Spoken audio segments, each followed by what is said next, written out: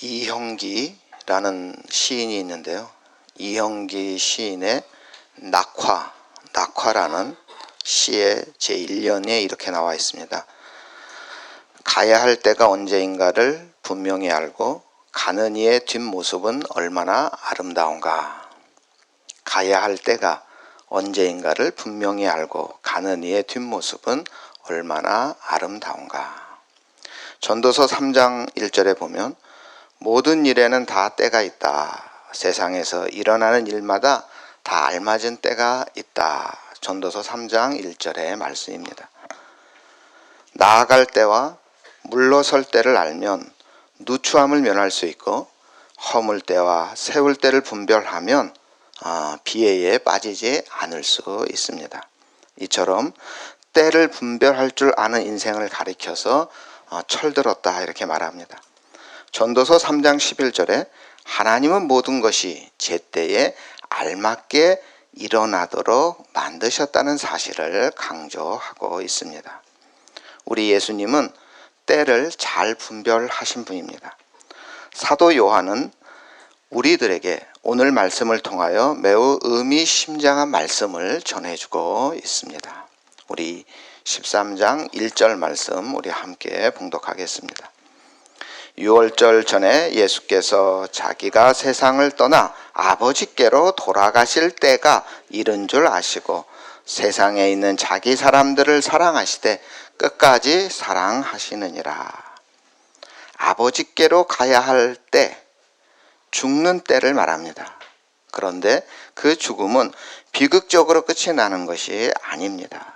죽음은 끝이 아니고 돌아감이고 새로운 시작입니다. 요한복음에서 예수님은 스스로를 보냄을 받은 자라고 선언을 하셨습니다. 보냄을 받은 자가 할 일은 보내신 분의 사명을 감당하는 것입니다. 보내신 분의 일을 완수하고 돌아간 사람은 보내신 분의 칭찬을 받게 됩니다. 이 얼마나 영광스러운 일입니까? 하나님께 영광을 돌린다는 것은 하나님께서 맡기신 일을 잘 감당하는 것입니다. 맡겨진 일을 자기 일로 여기고 사는 것을 소명이라고 합니다. 우리 주위에 소명에 충실한 사람을 보면 참으로 용기 있구나 하는 사실을 우리는 알게 됩니다. 그런데 하나님이 예수님께 맡기신 일은 무엇입니까? 세상 떠나는 날까지 결코 놓을 수 없었던 예수님의 소명은 사람들 가슴에 사랑의 불씨가 타오도록 하는 것이었습니다. 요한은 이 예수님의 소명을 간결하게 요약하여 말씀을 하고 있는데 세상에 있는 자기 사람들을 사랑하시되 끝까지 사랑하셨다 이렇게 말씀하고 있습니다. 우리 예수님은 하루라도 더 살려고 발버둥 치지 않으셨고 또 일찍 자기 목숨을 끊고 빨리 죽으려고 죽음을 향해 돌진하지도 않으셨습니다. 맡겨주신 일을 감당하며 때가 무르익기를 기다리셨습니다. 맡겨주신 일은 하나님과 사람 사이의 화해, 즉 죄의 문제를 해결하는 일이었습니다. 바리새인들처럼 율법에 얽매여 사는 이들에게 하나님은 늘 두려운 분이었습니다. 바리새인은 하나님을 우리들 잘못 하나하나 다 기억하고 그에 합당한 벌을 내리시는 분으로 생각하고 있었습니다. 하지만 우리 예수님이 보여주신 하나님은 사람들과 함께 아파하고 함께 기뻐하는 사랑 그 자체이신 아버지였습니다. 율법주의자들은 병들어 신음하는 이들을 보면 그것이 누구의 죄인가 하는 것을 먼저 따졌습니다. 병으로 고통을 겪는 이들의 아픔이나 소외감 따위는 안중에도 없었습니다. 하지만 우리 예수님은 그들 곁에 다가서시고 손을 내밀어 그들을 어루만지시고 용서를 선포하심으로 그들을 치유해 주셨습니다. 굶주린 사람들을 보면 그들의 게으름을 탓하기 전에 그들을 먹이실 방도를 마련하느라 애쓰셨습니다. 길 잃은 양들을 보면 그들의 부주의함을 꾸짖기 전에 그들이 느낄 두려움을 먼저 헤아려 주셨습니다. 소외된 자들을 역사의 주체로 세우기도 하셨고 부정한 사람으로 규정되어 잘난 사람들과 한 밥상에 앉을 수 없었던 사람들과도 스스럼 없이 어울리기도 하셨던 분입니다. 이 모든 예수님의 행동은 사랑 때문이었습니다. 예수님처럼 깊은 사랑을 보이신 분이 또 있을까요? 우리 예수님은 사람들의 눈물 속에, 사람들의 아픔 속에, 그들의 못남과 부족함 속에 풍덩 뛰어드셨습니다. 이러한 예수님의 모습을 인카네이션, 성육신이라고 합니다. 이처럼 우리 안에 들어오신 예수님, 나의 잘못을 용서하시고 사랑으로 품어주시는 하나님의 아들 예수님을 우리는 구원자라고 믿습니다. 우리 예수님이 우리를 사랑하심을 알고 깨닫고 경험했기 때문입니다. 우리 예수님은 당신의 이 놀라운 하나님의 사랑을 제자들의 가슴에 심어주고 싶으셨습니다. 음식을 잡수시던 예수님은 자리에서 일어나 겉옷을 벗고 수건을 가져다가 허리에 두르신 후에 대야에 물을 담아다가 제자들의 발을 씻기고는 허리에 둘렀던 수건으로 닦아주셨습니다. 소위 우리가 잘 아는 세족식이 벌어진 것입니다. 발 마사지를 직업으로 하는 이들이 아닌 이상 누군가의 발을 닦아줄 일은 현재 거의 없습니다.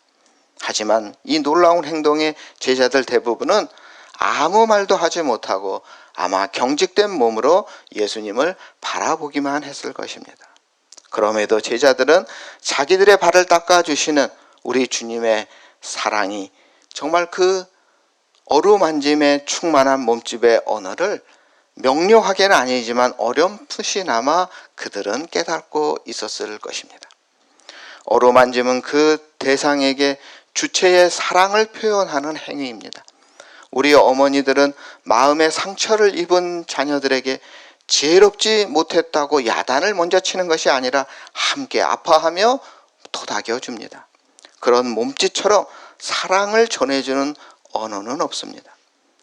저널리스트였던 고정석 씨가 쓴 책 어루만지다 하는 책에 보면 어루만짐은 일종의 치유이고 보살핌이고 연대라고까지 말합니다. 어루만짐은 아름다운 행동인데 그 안에 진실된 사랑이 담겨 있을 때만 그 효과가 나타납니다. 사랑을 가정한 육체적 욕정으로 다른 사람의 몸을 만지면 그것은 추행이 되는 것입니다. 그런데 예수님은 깊은 사랑을 담아 먼 길을 걸어 먼지투성이가 된 제자들의 발을 닦아주십니다. 어쩌면 이것이 예수님과 제자들이 처음이자 마지막으로 정말 깊은 사랑의 신체적 접촉이 아니었을까 하는 생각을 해보았습니다. 하지만 늘 다혈질에다가 열정이 앞섰던 베드로는 예수님께 정중하게 엄중하게 항의를 합니다. 주님께서 내 발을 왜 씻기시렵니까? 베드로는 자기의 마음을 숨기지 않습니다. 이해할 수 없는 행동에 즉각 의의를 제기하는 좌충우돌하는 모습이 바로 베드로의 본연의 모습입니다. 하지만 이처럼 반론을 제기하고 의의를 제기하는 용기가 없었더라면 깨달음의 기회도 없었을 것입니다. 예수님은 자상하게 가르쳐 주십니다. 내가 하는 일을 지금은 내가 알지 못하나 나중에는 알게 될 것이다. 그럼에도 베드로는 아닙니다. 내 발은 절대 씻기지 못하십니다. 그러자 예수님은 내가 너를 씻기지 아니하면 너와 나는 상관이 없다 말씀하십니다. 이 말은 무슨 뜻일까요?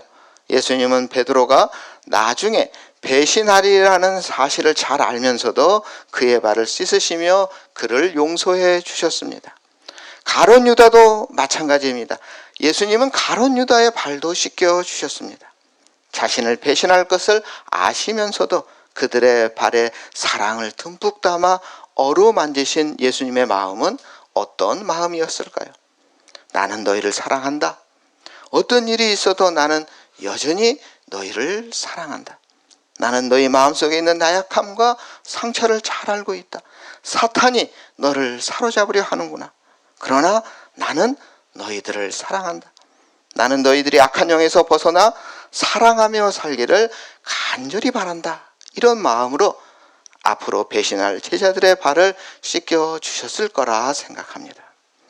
베드로는 새벽 닭울음 소리를 들으며 주님의 어루만져 주신 그 손길을 느꼈을 것입니다. 나중에 자신의 잘못을 후회하며 목을 매 자살하는 그 순간 가룟 유다는 주님의 마음이 떠올라 울었을지 모릅니다. 믿음이란 주님께서 나를 위해 하시는 일을 받아들이는 것입니다. 더러워진 내 발을 차마 보일 수 없어 우리는 베드로처럼 주님의 초청을 거절할 때가 많습니다. 우리 영혼을 짓누르고 있는 삶의 무게를 예수님 앞에 내려놓지 못하기도 합니다. 하지만 우리 예수님은 말씀하십니다. 내가 너를 씻기지 아니하면 너와 나는 상관이 없느니라. 이 말씀을 들은 베드로는 갑자기 열정이 넘칩니다. 정말 욕심이 넘치고 좀 오버하지요. 주님, 내 발뿐 아니라 손과 머리도 씻겨 주십시오. 그러자 예수님은 이미 목욕한 사람은 온몸이 깨끗하니 발밖에는 더 씻을 필요가 없다. 너희는 깨끗하다. 그러나 다 그런 것은 아니다. 이런 말씀을 하십니다. 우리 예수님은 우리가 이미 깨끗한 사람이다 말씀해 주십니다. 구름에 가려 있다고 해서 해가 사라진 것이 아니듯이 죄와 욕심에 가려져 있다고 해도 우리 속에 있는 하나님의 형상은 사라질 수가 없는 것입니다. 사람이 죄 가운데 사는 것은 자기 자신이 얼마나 소중한 존재인지를 알지 못하기 때문입니다. 제자들의 발을 씻겨주신 후에 옷을 입으신 예수님은 식탁에 다시 앉으셔서 제자들에게 물으십니다. 우리 12절, 13절, 14절 말씀 우리 함께 읽어보겠습니다. 그들의 발을 씻으신 후에 옷을 입으시고 다시 앉아 그들에게 이르시되 내가 너희에게 행한 것을 너희가 아느냐. 너희가 나를 선생이라 또는 주라 하니 너희 말이 옳도다. 내가 그러하다. 내가 주와 또는 선생이 되어 너의 발을 씻었으니 너희도 서로 발을 씻어주는 것이 옳으니라. 은총은 새로운 소명입니다. 은혜 받은 자의 삶은 우리 주님의 손과 발이 되는 것입니다. 은총은 우리를 봉사의 삶으로 부르십니다. 봉사란 그러니까 공동체 구성원들 사이에서 의사소통이 원활하게 이루어지도록 하는 사람입니다. 누가 이런 역할을 할 수 있습니까? 성격이 뾰족하여 남을 찔러대는 사람, 쓸데없이 말을 많이 하는 사람, 인정이라고는 조금도 없는 냉철한 사람은 아마 이런 일을 못할 것입니다. 늘 감사할 줄 아는 사람, 사랑의 시선으로 바라볼 수 있는 사람, 자기 뜻보다는 하나님의 뜻을 우선으로 생각하는 사람이라야 진정한 봉사자의 사명을 감당할 수 있습니다. 우리 예수님은 제자들의 발을 닦아주심을 통하여 사랑은 본래 말로 하는 것만이 아니다. 비언어적 수단, 즉 우리의 태도와 시선, 몸짓과 웃음으로도 전달된다는 사실을 깨우쳐 주셨습니다. 때를 안다는 것은 매우 중요합니다. 예수님께서도 아버지께로 돌아가실 때가 다가온 것을 아셨습니다. 그동안 주의 모든 말씀이 중요하지만 아버지께로 돌아갈 때가 이른 것을 아시고 그때를 준비하시고 표현하신 말씀과 행동은 오늘 13장에서 제일 중요한 말씀입니다. 예수님이 제자들에게 세족식을 거행했던 그날 밤에 제자들에게 말씀하신 이야기가 성경에 기록되어 있습니다. 그것이 13장, 14장, 16장, 17장까지 기록되어 있습니다. 이게 하룻밤에, 이날 밤에 나눈 이야기입니다. 이것이 성경의 요한복음의 5장에 걸쳐서 13장에서 17장까지 기록해 놓았는데 마태, 마가, 누가, 요한 중에서 이곳에서만 기록되어 있습니다. 요한에게 있어서 예수님과 함께 3년 동안이나 동고동락하며 들었던 그 많은 말씀보다 그날 밤에 들었던 말씀과 행동이 그만큼 중요했고 그만큼 심각했고 그만큼 충격적이었고 그만큼 비중 있는 말씀과 행동이었기 때문에 사도 요한은 이렇게 자세하게 기록을 해 놓은 것입니다. 1절, 6월절 전에 예수께서 자기가 세상을 떠나 아버지께로 돌아가실 때가 이른 줄 아시고 세상에 있는 자기 사람들을 사랑하시되 끝까지 사랑하시니라. 저는 목회 길로 들어설 때 상당히 오래 망설였습니다. 그때 제가 목회 길로 나아갈 수 있도록 확신을 준 말씀이 바로 이 말씀입니다. 목회자 길로 들어서기 전에 참으로 많은 고민이 있었습니다. 기본적으로 경제적인 고민도 많이 했고요. 또 제 성격이 굉장히 내향적이라 사람들과 그렇게 금방 친해지지 못합니다. 이런 약점을 가진 내가 과연 성도들을 잘 보살필 수 있을까? 이외에도 많은 고민을 하면서 이 길을 피하고 싶었습니다. 그러다 제가 삼산기도원이라는 곳에 올라가서 이 철야하면서 기도하고 찬양하다가 성경을 읽는데 이 말씀을 읽게 되었고, 이 말씀을 읽을 때 마치 전기에 감전된 것 같은 느낌을 받았습니다. 이 말씀이 제게는 뭔 걱정이 그렇게 많으냐, 내가 끝까지 책임져 줄 테니 아무 걱정하지 말라는 주님의 음성으로 들렸습니다. 자기 사람을 사랑하시되 끝까지 사랑하시느니라. 훗날 사도 요한도 요한복음을 기록하면서 우리 예수님이 끝까지 책임져 주심을 믿고 있었고 기억하고 있었습니다. 이 놀라운 사실을 깨닫고 예수님과 교회의 관계를 사도 요한은 요한복음의 하나하나 그 내용을 기록합니다. 예수님과의 우리의 관계를 목자와 양으로 기록합니다. 포도나무와 가지로, 신랑과 신부로 예수님과 우리는 이처럼 뗄래야 뗄 수 없는 친밀한 사랑의 관계에 있음을 기록하고 있습니다. 그런데 AD 90년경 로마의 도미티안 황제가 예수를 왕이라 고백하는 사람들에게 박해하기 시작했습니다. 엄청난 박해가 쏟아졌고 교인들은 흩어지기 시작했습니다. 예수님과의 친밀한 사랑의 관계들이 멀어지는 것을 사도 요한이 목도한 것입니다. 이에 다 늙어서 90세가 넘은 할아버지 요한이 자신마저도 하나님께로 돌아갈 때가 된 것을 알고 온 힘을 다해 붓을 들어 오늘의 말씀 요한복음을 기록한 것입니다. 우리 1절 말씀 우리 한 번 더 읽어보겠습니다.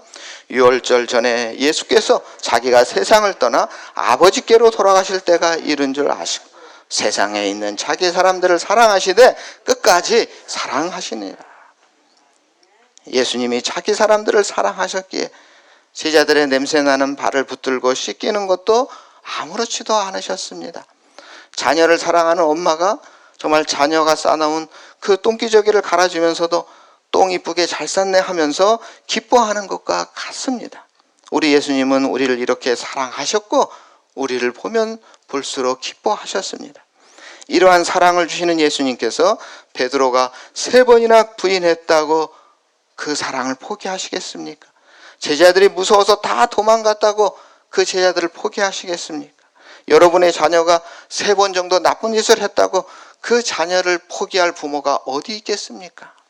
3번이 아니라 30번을 잘못했어도 통곡하며 자녀를 기꺼이 안아주며 모든 것을 용서할 것입니다. 우리 주님께서 끝까지 사랑하신 사람들이 누굽니까? 세상에 있는 자기 사람을 사랑하시되 끝까지 사랑하시느니라. 세상에 있는 자기 사람들이 누구입니까? 제자들이었고 이제 그들이 이룰 교회였고 그 교회에 다니는 바로 오늘 우리들인 것입니다. 예수님께서는 아버지께로 돌아갈 때가 아신 그 저녁에 끝까지 사랑하시는 행동을 취하셨습니다. 그것이 제자들의 발을 씻기신 사건이었고 주님의 성만찬이었습니다. 이 둘은 분리되는 사건이 아니라 세상에 있는 자기 사람을 사랑하는 행동으로 동일한 사건으로 이해해야 하는 것입니다. 겸손하기에 섬기신 것이 아니라 그 겸손의 차원을 넘어서 끝까지 사랑하시기에 더러운 발을 씻겨주시고 자신의 살과 피를 나누어 주시는 주님의 만찬을 시행한 것입니다. 그리고 이 행동들을 종합적으로 정리해서 이 행동에 담긴 그 의미를 친절하게 설명해 주셨습니다.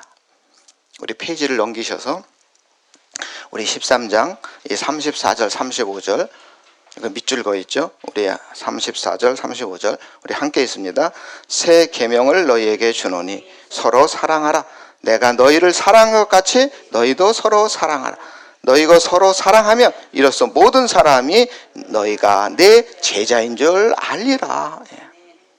이 말씀은 7절에 이후에는 알리라 이 말씀의 정답이기도 합니다. 우리 7절 말씀 한번 읽어볼까요? 예수께서 대답하여 이르시되 내가 하는 것을 내가 지금은 알지 못하나 이후에는 알리라. 이 이후에는 알리라 하신 것이 바로 예수님이 십자가에 죽으신 후에 예수님이 우리의 발을 씻기신 이유가 이거였구나, 이 사실을 알게 될 것이다 하는 말씀입니다. 예수님은 우리를 사랑하시되 끝까지 사랑하셨고, 그래서 십자가에서 죽으셨구나, 그 십자가의 사랑을 실천하는 것은 더러운 형제의 발을 씻겨주고 나 자신을 나누어 주는 매우 구체적인 섬김과 희생으로 표현되는 것이구나. 사랑해야 섬길 수 있고 사랑해야 희생할 수 있구나. 이것이 바로 십자가의 길이구나 하는 것입니다. 이것을 알게 될 때 이것을 알게 될 것이다 하는 말씀입니다. 우리 광산교회는 이러한 사랑의 공동체를 지향하고 있습니다. 예수님이 우리를 사랑하신 것처럼 매우 구체적인 섬김과 희생으로 십자가의 사랑을 나타내는 우리 성도님들 다 되시기를 주님의 이름으로 축원합니다. 사랑의 하나님, 이 혼란한 세상 중에서도 우리 주님은 우리를 사랑하시되 끝까지 사랑하겠다고, 우리를 끝까지 책임지겠다고 하심에 감사를 드립니다.